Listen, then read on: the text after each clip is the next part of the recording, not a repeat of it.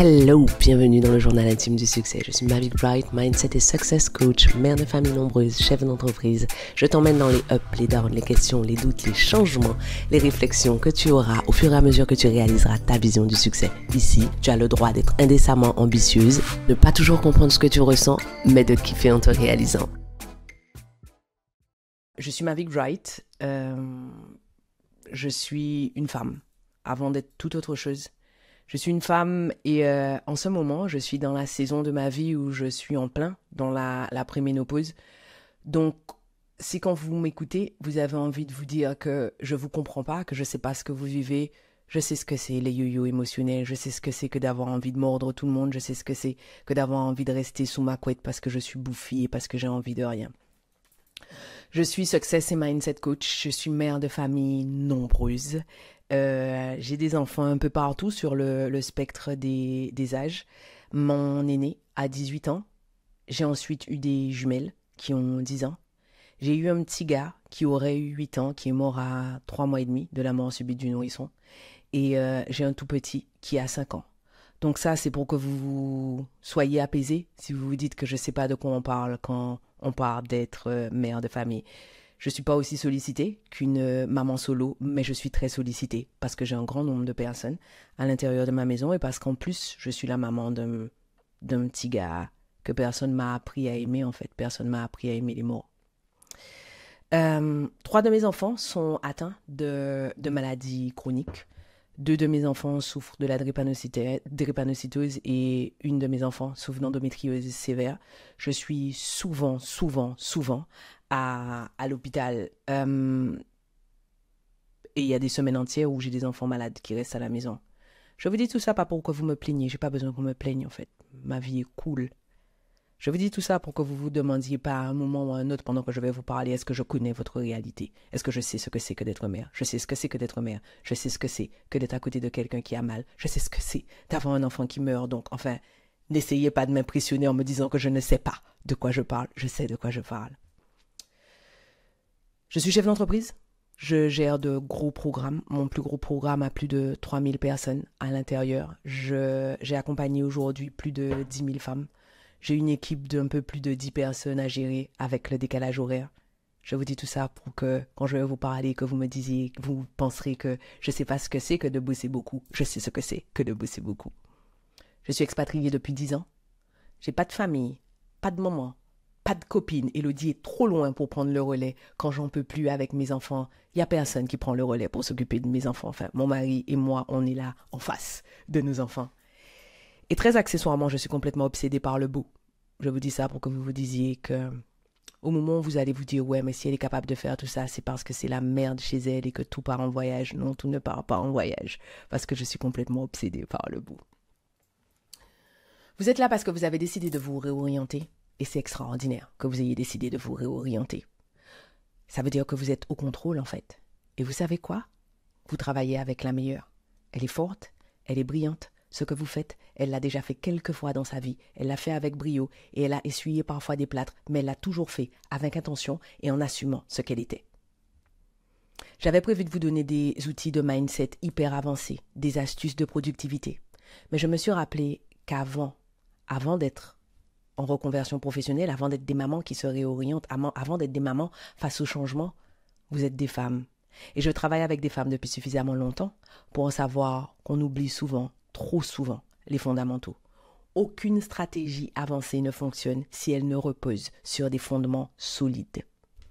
Alors on va revoir les fondamentaux qui vont vous permettre, sinon de garder en permanence votre mindset up, au moins de le rediriger lorsque vous allez le sentir dériver. Parce que c'est normal que parfois votre mindset dérive. C'est normal que parfois vous soyez tenté de vous plaindre et d'être tout le temps là à ressasser ce qui ne va pas dans votre vie. C'est normal. Ce qui est moins normal, c'est de laisser votre mindset sombrer dans une spirale déflationniste.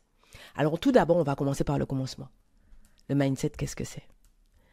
Le mindset, c'est l'ensemble des croyances et attitudes d'un individu qui prédispose son interprétation et sa réponse aux circonstances de la vie, notamment aux défis et aux difficultés. Je vais reprendre cette définition.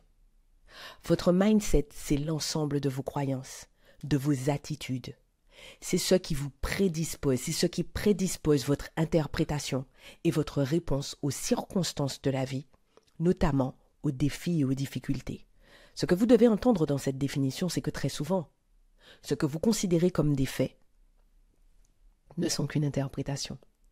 En fait, le mindset a été étudié par des chercheurs, et l'une des prêtresses du mindset, le docteur Carol Dweck, a défini ce qu'elle appelle deux grands types de mindset.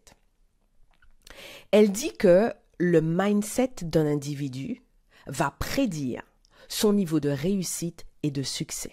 Elle a notamment mené des études sur les écoles d'intégration dans l'armée américaine, l'année de préparation, le trimestre de préparation à l'entrée dans l'armée américaine est l'une des préparations les plus barbares du monde. Et les personnes qui arrivent à aller au bout de cette préparation sont rarement les personnes qui sont les mieux physiquement ou les plus intelligentes ou les mieux pistonnées. Non, ce sont les personnes qui ont en général le meilleur mindset. Et donc, dans sa théorie du mindset, il existe deux grands types de mindset, ce qu'elle appelle le mindset fixe et le mindset de croissance. Attention, ce que je vais vous dire, ce sont des caricatures. Il y a presque personne qui soit à une extrémité ou à l'autre du spectre. Ce que je veux, c'est que vous sachiez ce qui se trouve aux deux extrémités du spectre pour que vous soyez en mesure de vous placer sur ce spectre. Un mindset fixe, quand on a un mindset fixe, on considère par exemple que l'intelligence, c'est inné et que c'est immuable. L'objectif principal d'une personne qui a un mindset fixe est de sembler intelligent, est de préserver son image. Pour une personne qui a un mindset fixe, on va éviter les défis et les déceptions et les échecs vont conduire au découragement, voire à l'abandon. Et la critique est souvent prise personnellement quand on a ce type de mindset. Avec un mindset de croissance, l'intelligence est affinable et il est possible de la développer. L'objectif principal de la personne qui a un mindset de croissance, c'est la maîtrise. Les défis sont accueillis, la déception et l'échec représentent des opportunités d'essayer quelque chose de nouveau, et la critique montre des domaines qui nécessitent de l'amélioration plutôt qu'être perçus comme une preuve d'incompétence. Rappelez-vous ce que je vous ai dit, ce sont deux caricatures. C'est ce qui est aux extrémités du spectre. Maintenant, je vais vous laisser dessiner votre spectre, faire une bulle avec un mindset fixe, une bulle avec un mindset de croissance et définir l'endroit où vous vous placez. Et là, je vais vous donner quelques conseils pour vous aider à exercer votre pouvoir sur votre mindset, de façon à ce que celui-ci soutienne votre évolution, le changement que vous avez décidé d'engager, de façon à ce que votre mindset vous propulse plutôt que de vous ralentir ou vous freiner. Alors voilà, sans surprise, le premier des conseils, c'est laisser tomber les attentes sociétales. Une grande partie du stress et de la culpabilité qui accompagnent les êtres humains vient des attentes irréalistes fixées par la société. Et si à cette minute, vous ne savez pas ce que ça peut être, des attentes irréalistes fixées par la société, allez voir les comptes de certains influenceurs, allez voir toutes ces personnes filtrées ou qui vous expliquent 50 000 méthodes qu'elles mettent en place pour leurs enfants, pour leur boulot, pour leur maison. Très souvent, ces personnes ont choisi ça comme étant leur priorité et délaissent d'autres choses qui sont vos priorités. Au lieu de vous conformer aux attentes de la société, d'essayer d'y satisfaire, lâchez prise. Voilà comment vous allez faire pour lâcher prise. Vous allez faire l'exercice suivant. Vous n'allez pas pouvoir le faire maintenant parce qu'Élodie ne m'a donné qu'1 heure, donc vous n'allez pas pouvoir le faire maintenant. Voilà ce que vous allez faire. Vous allez prendre une feuille vierge et vous allez écrire ce qui est attendu de moi. Et vous allez juste journaler en laissant votre cerveau faire. Une mère est. Une femme est. Une mère doit. Une femme doit. Une mère fait. Une femme fait. Et journalez. Et ensuite, faites le bilan. Et vous allez voir qu'en fait, parmi tous ces est, fait et doit, il y a plein de choses qui relèvent de l'injonction. Il y a plein de choses que vous faites parce qu'on vous a toujours dit que c'était comme ça, parce qu'on vous a dit que c'était ce qui était attendu de vous. Élodie et moi, on a toujours cette blague où elle dit « Moi, je te fais pas venir à l'intérieur de mes programmes parce que tu vas dire aux gens que pour apaiser leurs enfants, il faut les mettre au sein. » Ouais, je devrais faire autrement pour les apaiser, mes bébés. Ben, moi, ce que j'ai choisi, c'est de les allaiter et les mettre au sein. Et puis, en tant que mère, je devrais apprendre à mes enfants à manger. Je déteste ça. Personne ne mange solide chez moi jusqu'à ce qu'on soit en mesure de prendre une cuillère et de ne pas faire de saleté partout dans ma maison. Et je m'en fous, en fait, d'être traitée de maman marate parce que je veux pas que mes enfants y mettent le mess partout dans ma maison. Je fais comme je veux. Je faisais des recherches pour vous faire cette présentation et je voulais savoir, en fait, ce qu'il y avait comme grandes injonctions sociétales qui stressaient les femmes. Et donc, j'ai trouvé plein de choses. Et à un moment, je trouve 2 conseils qui me sautent aux yeux. Premier conseil. Ne faites plus vos enfants dormir en pyjama. Faites-les dormir dans la tenue qu'ils ont eue toute la journée. Et je regarde ce conseil et je me dis, waouh, j'aurais jamais pensé à ça.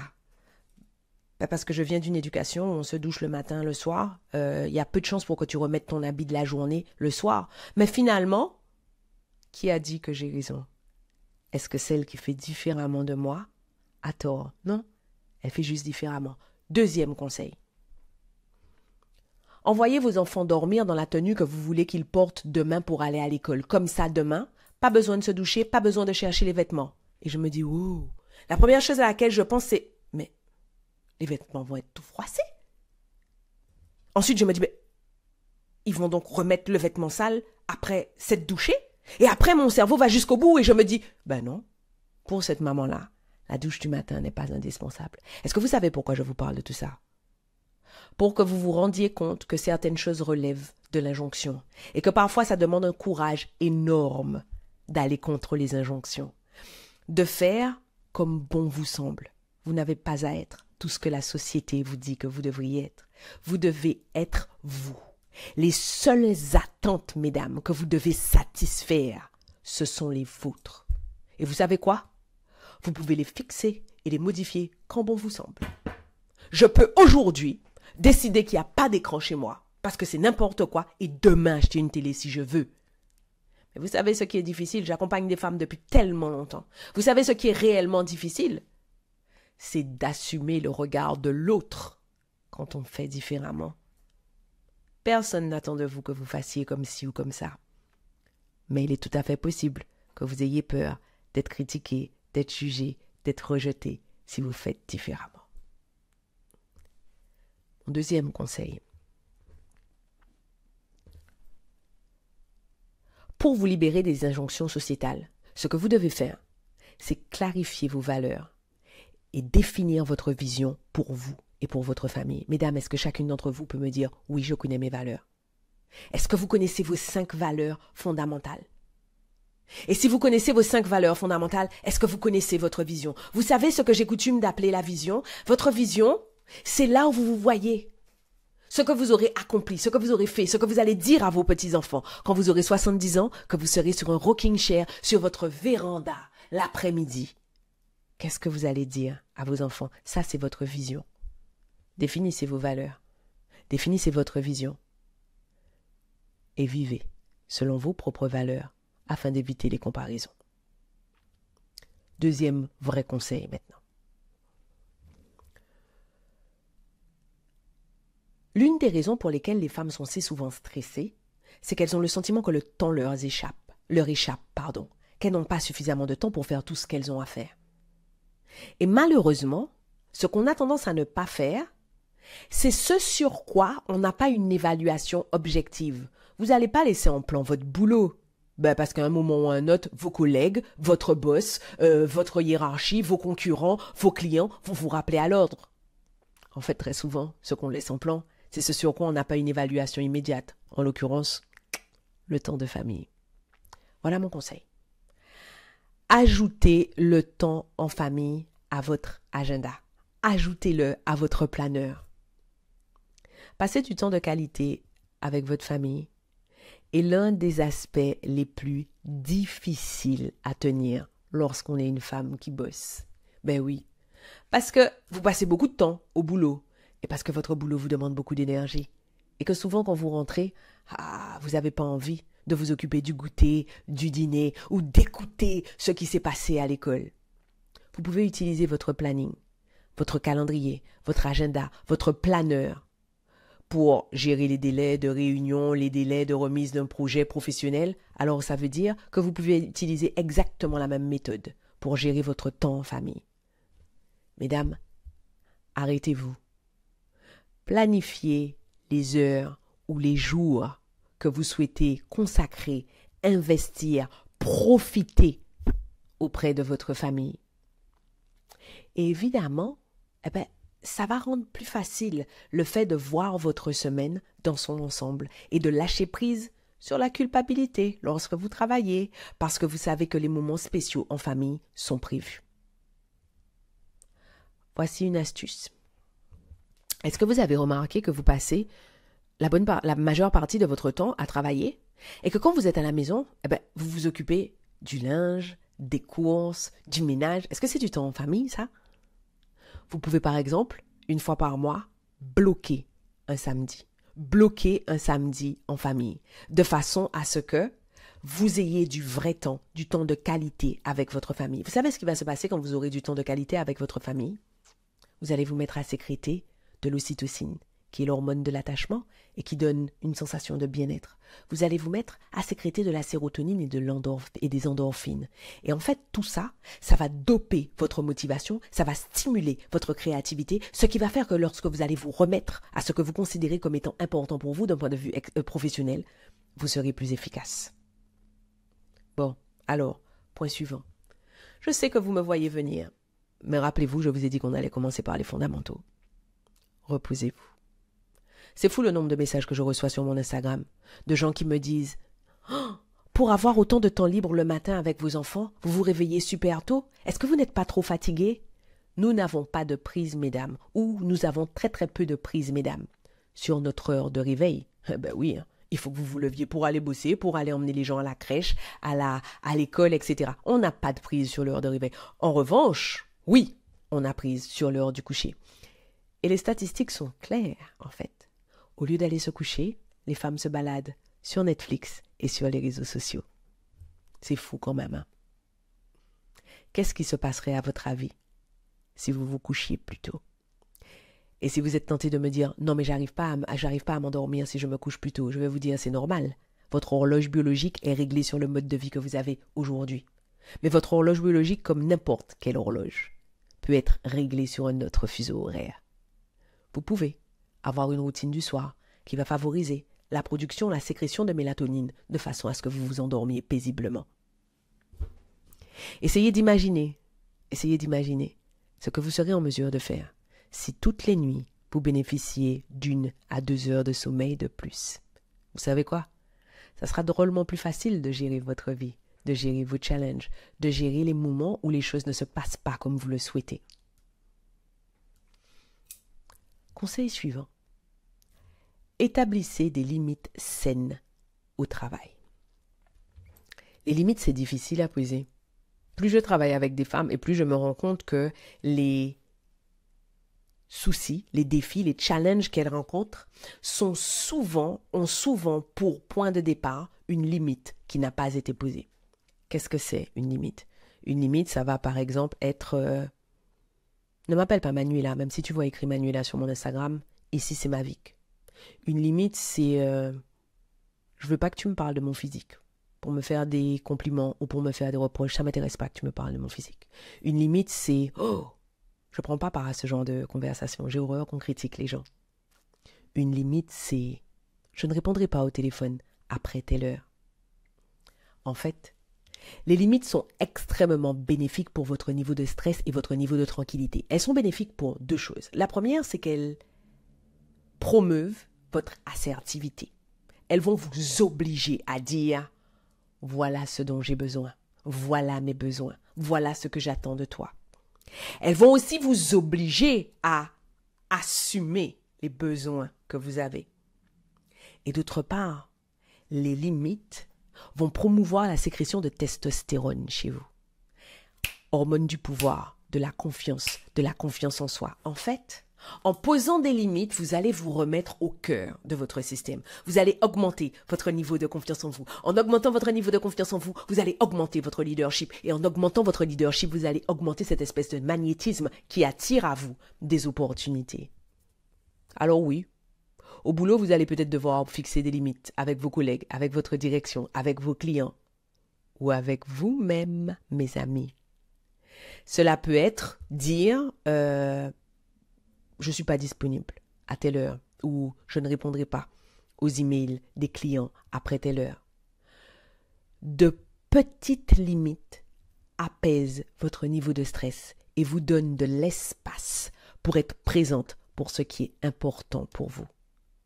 Et ce sont ces mêmes limites que vous avez posées au boulot qui vous permettent de revenir rafraîchi et prêt à affronter un autre jour.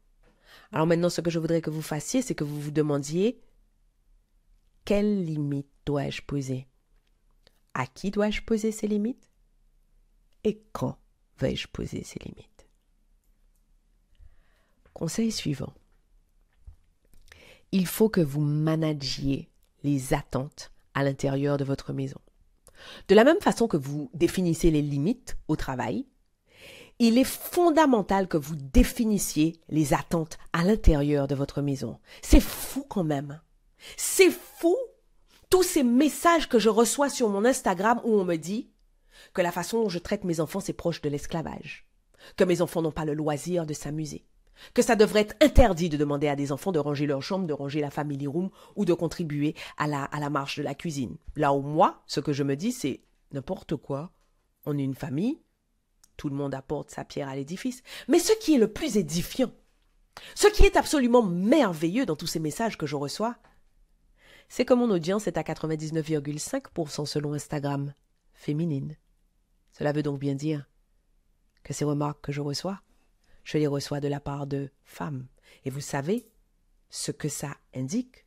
Ça indique qu'un grand nombre de femmes ne demandent pas d'aide à la maison, ne considèrent pas que la contribution des autres est une contribution, mais considère cette contribution comme une aide facultative, comme une aide qu'on pourrait leur accorder au rythme, au gré des humeurs. Qui a dit ça? Tout comme les attentes que vous définissez pour vous-même, les attentes que vous allez définir dans votre famille, dans votre maison, elles vous appartiennent. Asseyez-vous, mesdames, avec les gens qui partagent votre vie, quel que soit l'âge de ces personnes. Élodie a un petit gars qui a 4 ans et qui fait ses petites affaires, qui s'habille le matin, qui coiffe ses bébillères le matin, qui fait ses petites affaires. En fait, asseyez-vous avec les gens qui partagent votre vie. Faites le point, déterminez un emploi du temps réaliste. Et vous savez ce que vous allez faire? Vous allez vous comporter comme le boss, mesdames.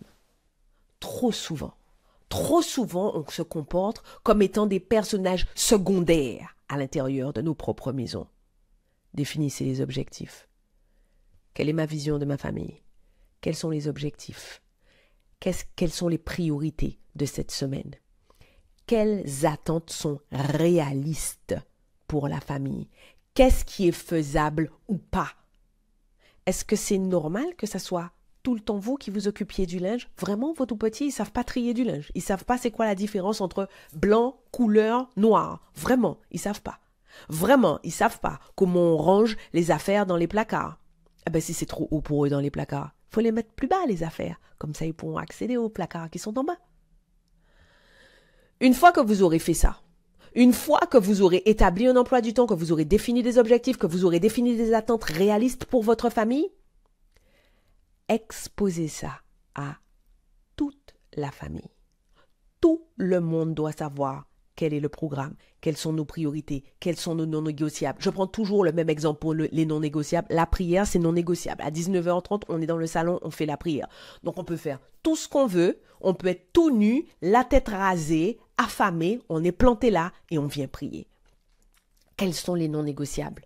Lorsque les attentes sont clairement établies en fonction de ce que vous pouvez réellement accomplir, personne n'est pris au dépourvu par un dîner à emporter ou par un dîner constitué de lait d'amande et de miel pops. Oui, ça arrive, le lait d'amande et les miel pops. Et c'est OK. Pas la peine de se mettre la pression, l'équilibre alimentaire, ça se construit sur une semaine, voire sur un mois. Personne n'est mort de crise de miel popite aiguë. Conseil suivant, je vous encourage à penser à votre vie par saison. En fait, il est extrêmement facile de se sentir submergé, de se sentir dépassé par les années exigeantes de la petite enfance ou les années stressantes de l'adolescence. Tout le monde sait qu'un tout petit, ça dort pas beaucoup. Tout le monde sait qu'un adolescent, ça a des tempêtes émotionnelles. Et pourvu que vos adolescents aient des tempêtes émotionnelles. Parce que s'ils n'ont pas les tempêtes émotionnelles avec vous, ils vont aller faire chier leur conjoint. On va appeler ça la crise de la quarantaine. Donc, pourvu qu'ils les fassent chez vous, les tempêtes émotionnelles. Et puis, ça arrive aussi, les périodes où c'est le rush au boulot. Parce que l'effectif est réduit, ou parce que on est en train de faire une transition, ou parce que vous êtes en train de travailler sur un gros projet. Le shift de mindset que vous devez opérer, c'est vous dire, la vie est une succession de saisons. Aucune saison ne dure toute la vie. Quel que soit ce que vous êtes en train de vivre, quelle que soit l'intensité du changement que vous êtes en train de conduire à l'intérieur de votre propre existence, c'est une saison. L'eau trouble finit toujours par s'éclaircir. Et donc, rappelez-vous systématiquement que non seulement la saison ne durera pas toujours, mais ce que vous pouvez faire lorsque le changement est très intense et qu'émotionnellement ça vous demande énormément, faites l'effort de prendre votre outil de planification et de remonter le temps. En fait, en remontant le temps, vous serez en mesure de dire « Ok, la saison a commencé à ce moment-là ». Et en fait, ça va vous donner une autre perspective de votre temps. Plutôt que d'être là à vous dire « Fais chier, je suis toujours en retard, je suis toujours surchargé, ça fonctionne jamais, j'ai que des galères, etc. » Vous allez pouvoir vous dire « Ok, la saison des challenges a commencé à ce moment-là. » Ou la saison des dents a commencé à ce moment-là. Ou la saison des règles a commencé à ce moment-là. Juste le fait de vous dire ça va vous aider à relativiser et va permettre de faire décroître ces pics de cortisol qu'entraînent les périodes de stress que vous vivez. Ensuite, vous allez décider de ce sur quoi vous ne ferez pas de compromis. La vie, ça implique des compromis. Parfois, vous sacrifiez votre sommeil. Parfois, vous sautez une pause déjeuner. Mais c'est vous. C'est vous qui décidez sur quel point vous refusez de faire des compromis. Une fois que vous avez décidé des aspects de votre vie familiale ou professionnelle sur lesquels vous ne ferez pas de compromis, vous pouvez établir les limites appropriées et concentrer votre énergie sur les domaines de vie non négociables. Je reprends mon exemple de la prière. Alors, on fait la prière et parfois on reçoit chez nous. Pour moi, c'est non négociable. Pour moi, je ne donne aucune explication au sujet de la prière à qui que ce soit. C'est-à-dire que quand tu es chez moi, je ne vais pas te dire « Je suis désolé, on va prier ». Je te dis rien, en fait, je ne vais pas m'excuser, c'est comme ça, on prie. Ce qui fait qu'en fait, tu es chez moi, il est 19h30, tu fais que voir tout le monde qui arrive dans le salon, comme les animaux, au crépuscule, qui vont vers une mare d'eau, et on se pose. Il y a 2 choix, il y a 3 choix. Soit la personne dit « Je fais la prière avec vous », soit la personne se sent mal à l'aise et va ailleurs dans la maison, soit la personne s'en va. Mais pour moi, il n'y a pas de compromis. Et pour moi, ne pas expliquer ça, c'est non négociable. Mais des exemples comme ça, je sais vous en donner pléthore. Ce que vous devez garder en tête, c'est, dans votre tête, vous devez avoir une liste de non négociables et définir des limites autour de ces non négociables. En définissant des limites autour des non négociables, rappelez-vous, vous allez diminuer votre niveau de cortisol, augmenter votre niveau de testostérone, ce qui va vous donner un sentiment de confiance, ce qui va vous donner un sentiment de leadership, ce qui va augmenter votre magnétisme et permettre d'attirer à vous des opportunités complètement différentes. Je veux attirer votre attention sur le fait que les compromis sont différents pour tout le monde. Une maman peut choisir d'utiliser les écrans pour divertir ses enfants, pour pouvoir être productive pendant qu'elle travaille, alors qu'une autre maman peut décider que c'est interdit formellement les écrans chez elle. Alors elle va travailler plus tard de façon à être disponible pendant les périodes pendant lesquelles ses enfants sont réveillés. Vous seul pouvez décider de ce qui vous convient. Et ces domaines de compromis peuvent changer avec le temps. Vous n'êtes pas obligé de garder ad vitam aeternam un point qui a été important pour vous à un moment. Il y a des choses qu'on a faites à un moment dans la famille. Alors là, comme ça, j'ai pas d'exemple qui me viennent. Et puis, un jour, on n'en a plus besoin. On a arrêté. Je sais. Pendant très longtemps, nous n'avons pas eu de télé. Je pense qu'on a passé une dizaine d'années sans télé. Aujourd'hui, je considère que mes enfants sont suffisamment grands pour vivre dans un espace où ils ont une télé et comprendre qu'ils ont droit à la télé 1 heure à tel moment ou 2 heures à tel moment. Avant, c'était trop compliqué à expliquer, il y aurait eu des tempêtes émotionnelles, ça ne m'intéressait pas. Je veux vous dire que ce qui est important, c'est que vous décidiez sur quoi vous faites des compromis ou pas. Sur quoi ne ferez-vous pas de compromis? Conseil suivant, c'est l'avant-dernier. Vous allez troquer le multitâche contre la présence. L'une des choses qui fait que votre mindset va fluctuer et que vous aurez tendance à voir plus le négatif que le positif, c'est que vous allez échapper à votre présent. C'est l'un des mots de la société postmoderne. Nous échappons à notre présent parce qu'on est toujours en train de scroller sur une petite chose, en train de penser à autre chose, en train de faire quelque chose pendant qu'on est en train de faire une autre chose. Bref. Précisément parce que vous êtes dans une période de changement, vous devez apprendre à vous ancrer dans votre réalité. Qu'est-ce que ça veut dire? Vous voyez les spectacles de danse ou les spectacles de fin d'année auxquels il faut que vous alliez. Vous ne pouvez pas prendre votre téléphone en plein milieu du spectacle parce que tout le monde vous regarde et parce que votre enfant est là à crier sur la scène. « Maman, maman, maman, est-ce que tu me vois ?» Ces moments-là, vous ne pouvez pas faire autrement qu'être présente. C'est ça qu'il faut que vous essayiez de cultiver dans votre quotidien. Et pourquoi vous allez faire ça? Vous allez faire ça parce que ça va augmenter votre productivité. Contrairement à ce qu'on pense, en fait, on a une chute de notre productivité de plus de 40% quand on fait plusieurs choses à la fois. Donc, toutes ces personnes qui vous disent « Non, moi je suis une experte du multitasking », tu es une experte de rien du tout, tu es une experte de la perte du temps. C'est ça. En fait, lorsque vous allez vous concentrer sur les activités que vous faites, même les activités aussi triviales que superviser le bain de vos enfants, que mettre les vêtements dans le lave-linge, que dépouiller les mails que vous avez reçus cette nuit. Lorsque vous allez être complètement présente, vous allez augmenter votre productivité. Et quand vous allez augmenter votre productivité, vous allez vous mettre à sécréter des endorphines, de la sérotonine, de la testostérone, de l'ocytocine, parce qu'en fait, vous allez réussir, vous aurez du succès. Le succès se bâtit sur le succès. Plus vous allez augmenter votre productivité, et plus votre mindset sera positif. Parce que plus votre cerveau aura des preuves du fait que vous pouvez réussir. Bon, alors, voilà ce que je vous propose. Ce soir, quand vous aurez fini de m'entendre bavarder, que vous allez retourner à votre vie, je voudrais que pendant les 20 minutes qui vont suivre ce moment, vous vous concentriez à ne faire qu'une chose à la fois. Dernièrement, j'ai dit à mon fils, chéri, je veux que tu sois plus présent. Je veux pas que tu fasses plusieurs choses à la fois. Il m'appelle dans la salle de bain, j'arrive et il me dit « Franchement maman, c'est le truc le plus ridicule que j'ai jamais fait de ma vie, écouter mon pipi tomber dans l'eau des toilettes. » J'ai éclaté de rire et je lui dis « Bébé, est-ce que tu as fait attention au bruit? Est-ce que tu as vu que le bruit était différent au début et à la fin ?» Et il me répond « Comment tu sais ça ?» Je dis « Garçon, parce que c'est pareil pour tout le monde de faire pipi. » Il me dit « Tu sais quoi maman? La prochaine fois je vais faire une mélodie avec mon pipi. » Et je lui dis « Ok, on fait ça. » Pourquoi je vous dis ça?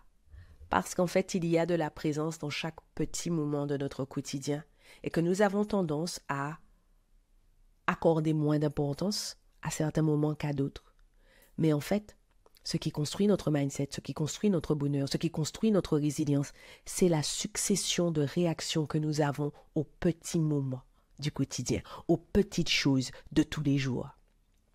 Donc, lorsque le multitasking n'est pas nécessaire, parce que je ne suis pas dupe, oui, il y aura des fois où vous serez en train de préparer le dîner, de superviser la dictée du lendemain, tout en faisant couler le bain. Mais les fois où ce n'est pas indispensable, pensez Pensez à vous concentrer sur le moment présent et ça va vous aider à récolter plus de succès de façon à optimiser votre mindset.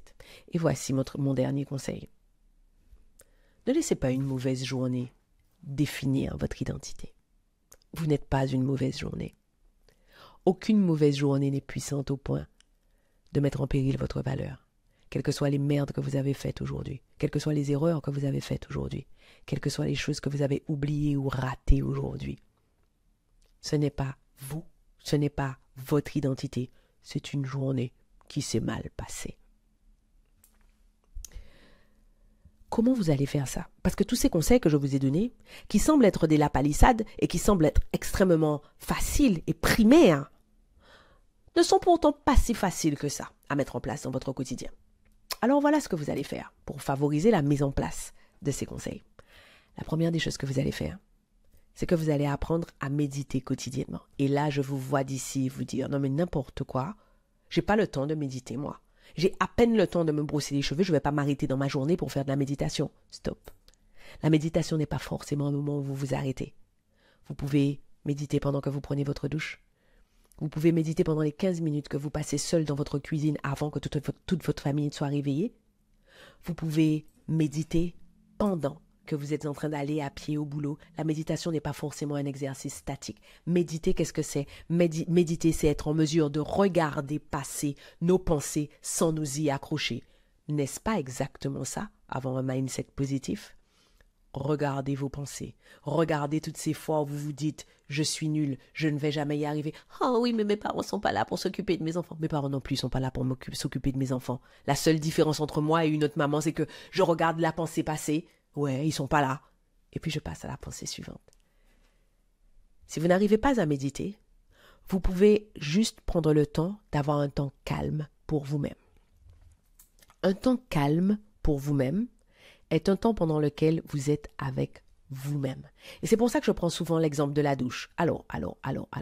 Pour toutes celles d'entre vous qui n'arrivent pas à prendre une douche sans avoir une ribambelle d'humains devant la porte en train de frapper à la porte, à dire « Maman, maman !» Rappelez-vous ce que je vous ai dit plus tôt. Managez les attentes à l'intérieur de votre famille. La nature a horreur du vide.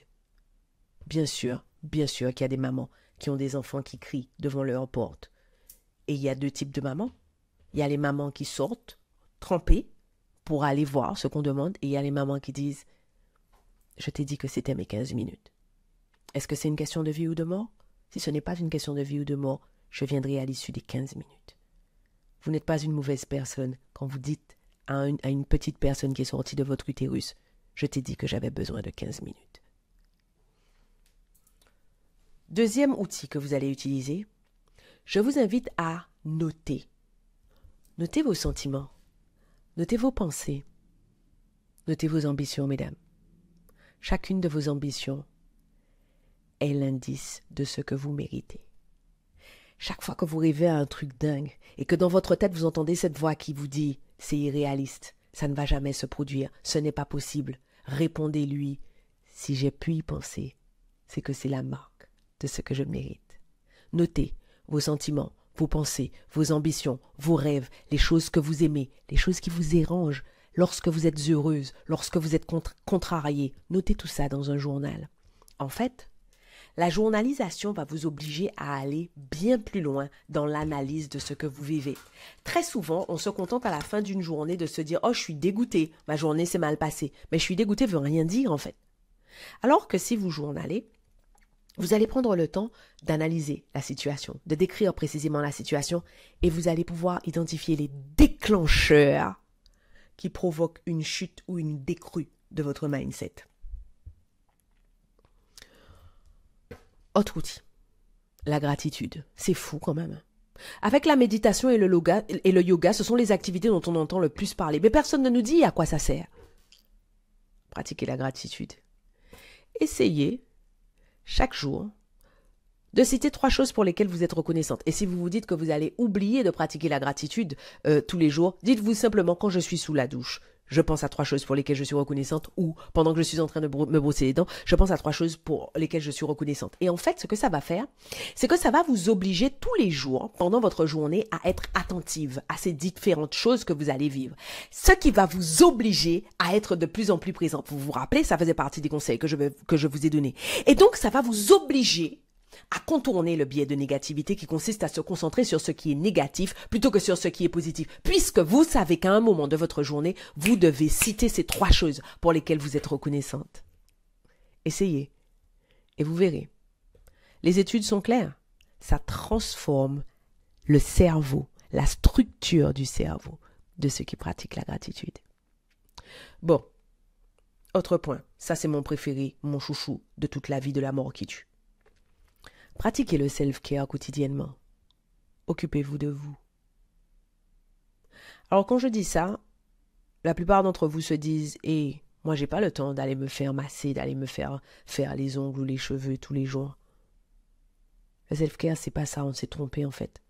C'est nul, la petite case de merde à l'intérieur de laquelle on a enfermé le self-care. Self-care, prendre soin de moi-même. Prendre soin de vous-même, ça peut être faire une promenade seule. Prendre soin de vous-même, ça peut parfois être appeler votre copine juste pour la regarder et l'écouter vous dire que vous êtes quelqu'un d'extraordinaire. L'année dernière, j'ai traversé une grosse période de doute parce que je suis un être humain. Et j'ai reçu ce réel d'Élodie. Elle m'envoyait un réel de Denzel Washington qui disait « C'est quand tu es en haut, c'est quand tu es au sommet de ce que tu peux vivre, de ce que tu peux construire, que le diable te tente. En bas, tu n'es pas intéressant. C'est dans ces moments-là que tu es intéressant. Et c'est dans ces moments-là que tu dois te raffermir sur ta vision. » Après avoir reçu ce réel, je l'ai appelé. Et on s'appelle en visio. Et je l'ai regardée. Elle m'a regardée et elle a dit « Je t'aime, baby ». Et on a raccroché et c'était tout.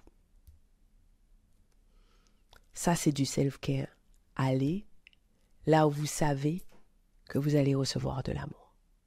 Là où vous savez qu'on vous aime juste pour ce que vous êtes. Parfois, le self-care, ça va être une douche chaude, cachée, pour qu'aucun de vos enfants ne sache que vous êtes toute seule dans la salle de bain. Parfois, ça va être lire un livre pendant 15 minutes. Et je voudrais attirer votre attention, et c'est pour ça que c'est ma partie préférée, parce que c'est une partie importante de mon travail. Je voudrais attirer votre attention sur la façon dont vous allez faire ces choses. Si pour vous, le self-care, c'est boire une tasse de thé, ça ne vous prendra pas plus de temps de boire le thé dans une jolie tasse, de boire du thé de bonne qualité, d'utiliser de la vaisselle qui vous plaise, de vous asseoir à un endroit rangé pour ce thé. Ça ne vous prendra pas plus de temps que de le faire dans le bazar. Pourtant, le message que votre cerveau recevra sera complètement différent. Votre cerveau recevra l'information selon laquelle vous êtes précieuse, vous êtes importante. Voilà comment je veux qu'on me traite. Voilà comment je me traite. Voilà où se trouvent mes standards. Voilà ce à quoi j'ai droit. Le soir, quand vous allez vous coucher, ça ne vous prend pas plus de temps de mettre un t-shirt troué que de mettre une jolie chemise de nuit propre. Ça ne vous prend pas plus de temps de vous doucher avec le gel douche de vos enfants que de vous doucher avec votre gel douche à vous. Le temps que vous vous accordez est du temps pendant lequel vous envoyez à votre cerveau l'information selon laquelle voilà ce à quoi j'ai droit, voilà ce que je mérite, voilà les standards que j'ai posés pour moi. Quels sont les standards que vous posez pour vous? Et enfin, le dernier outil que vous allez utiliser, mesdames, il faut que vous filtriez l'information qui arrive jusqu'à vous. Est-ce que vous êtes vraiment obligé d'être branché en permanence sur BFM TV? Est-ce que vous êtes vraiment obligé de suivre tous ces comptes qui, quand vous les regardez, vous font culpabiliser? Si vous ressentez ne serait-ce qu'une once de culpabilité, la première chose à faire, c'est de vous désabonner. La deuxième chose à faire, c'est de vous questionner. Qu'est-ce que ça a déclenché chez moi? Pourquoi ça a déclenché ça chez moi? Ne suivez pas. Ne laissez pas rentrer dans votre cerveau des choses qui ne soutiennent pas votre progression, votre évolution. Vous êtes en période de changement, de croissance, de mutation, d'évolution. Soyez tranquille. Une chenille ne laisse strictement rien rentrer à l'intérieur de sa chrysalide. Une chrysalide, c'est hermétique. Rendez votre chrysalide hermétique. Je vous laisse là. J'espère que vous avez de quoi vous amuser. J'y crois pas, c'est déjà terminé, on se laisse là. Merci de m'avoir accordé votre temps. Pensez à vous abonner à ce podcast et à me laisser une revue. Et au cas où vous vous demanderiez quel intérêt vous auriez à vous abonner à ce podcast et à laisser une revue, en plus du fait que vous seriez toujours notifié de l'arrivée de nouveaux épisodes, si vous vous abonnez, ce podcast aura de plus en plus de succès. Et s'il a de plus en plus de succès, ce que les ambitieuses comme vous et moi pensons sera de plus en plus répandu. Et si c'est de plus en plus répandu, on va créer un monde de femmes puissantes. Rêvons ensemble d'un monde dans lequel le succès des femmes est normalisé. Un monde dans lequel aucune ne prend ombrage de la puissance de l'autre. Voilà à quoi ça servirait que vous vous abonniez et que vous laissiez une revue. Je serai contente de vous voir sur mon Instagram. D'ici là, à bientôt au prochain épisode.